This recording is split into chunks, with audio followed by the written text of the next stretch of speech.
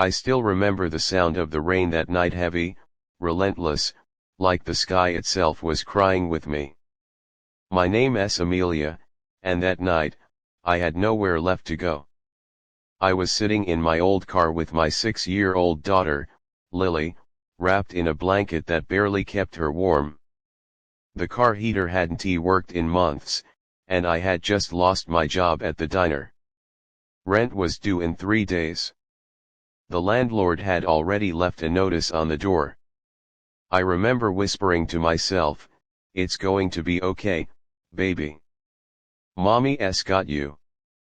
But deep down, I wasn't sure anymore.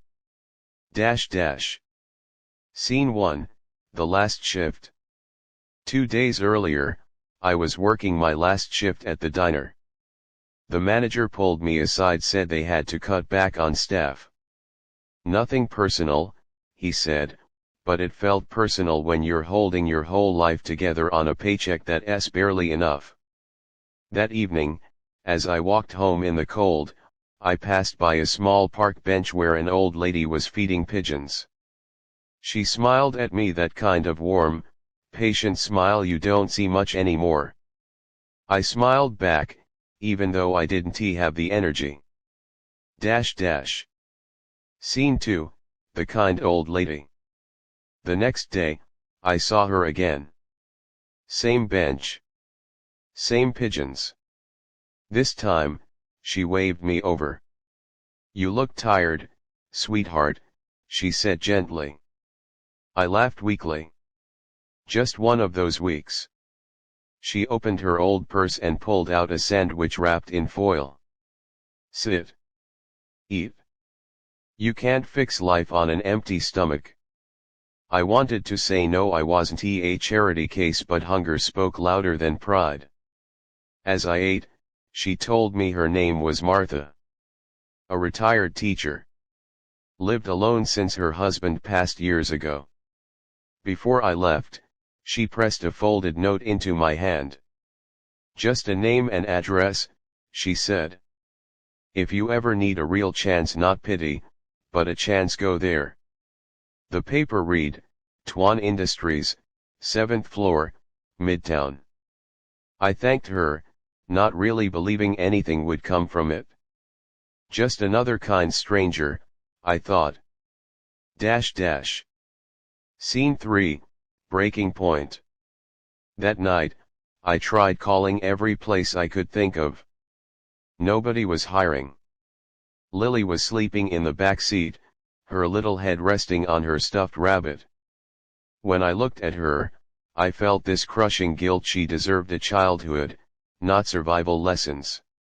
In desperation, I pulled the crumpled note from my jacket pocket.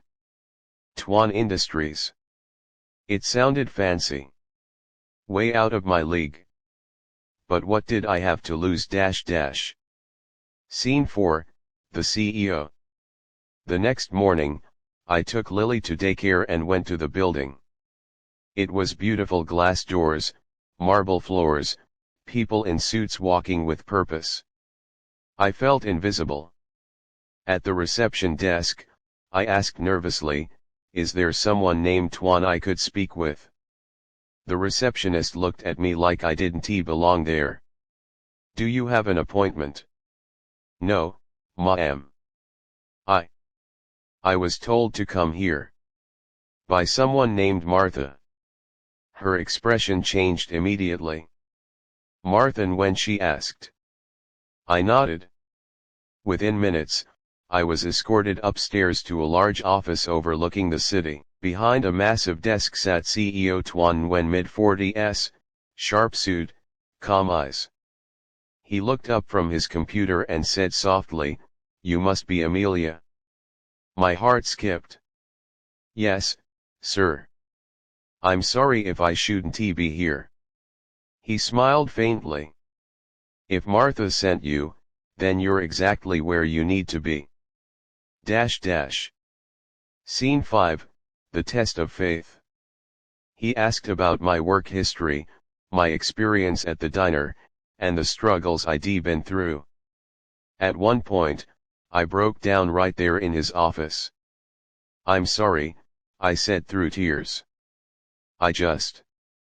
I'm trying so hard, and nothing seems to work. I don't need charity, I just need a chance.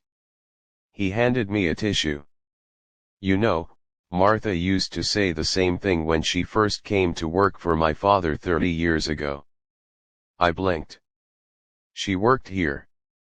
She was my first teacher, he said, smiling. Taught me how to read before my parents could afford school. I owe her everything.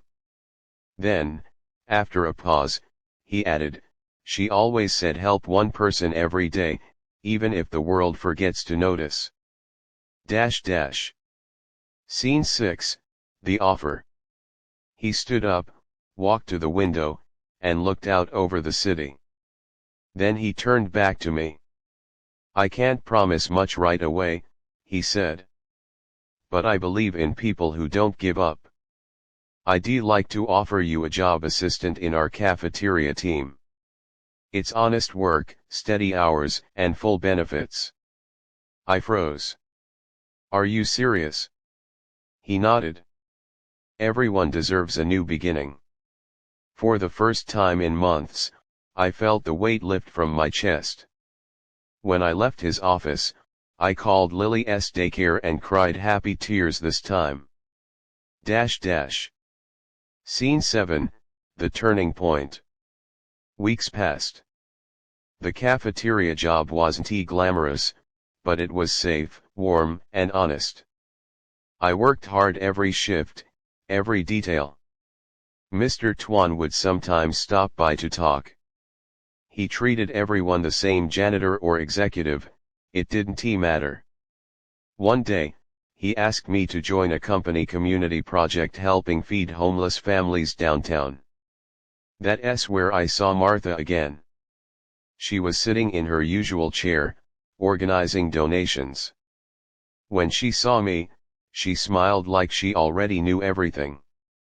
I told you, she said softly, hope always finds those who keep walking, even when their feet hurt. I hugged her tightly. Thank you for not passing me by that day, I whispered. Scene 8, The Gift. A few months later, during the company's annual event, Mr. Tuan called me to the stage. My hands shook as I walked up. He said, this is Amelia, a mother who reminds us that strength isn't about never falling, but about rising every single time. Then, to my shock, he announced a new initiative, the Martha Hope Foundation, a fund to help struggling single parents find stable work and housing. And he made me its first coordinator. I couldn't speak. The crowd applauded, and I just stood there overwhelmed, crying, smiling, and finally believing that kindness truly multiplies. Scene 9, Full Circle. Today, I have a small apartment, a steady job, and a happy daughter who runs to me every evening shouting, Mommy. We visit Martha every Sunday, bringing her flowers and her favorite tea. Sometimes, I still think about that night in the car, the rain, the hopelessness. And then I remember how one old lady's kindness changed everything. How one CEO's compassion built a bridge for someone like me. And how life has a funny way of giving you miracles not when you expect them, but when you choose to keep believing in them. Soft music swells as her voice softens. If you're listening to this right now and you're tired, scared, or lost, please, don't give up. Because somewhere out there, your Martha is waiting. And maybe, just maybe, your Tuan is too.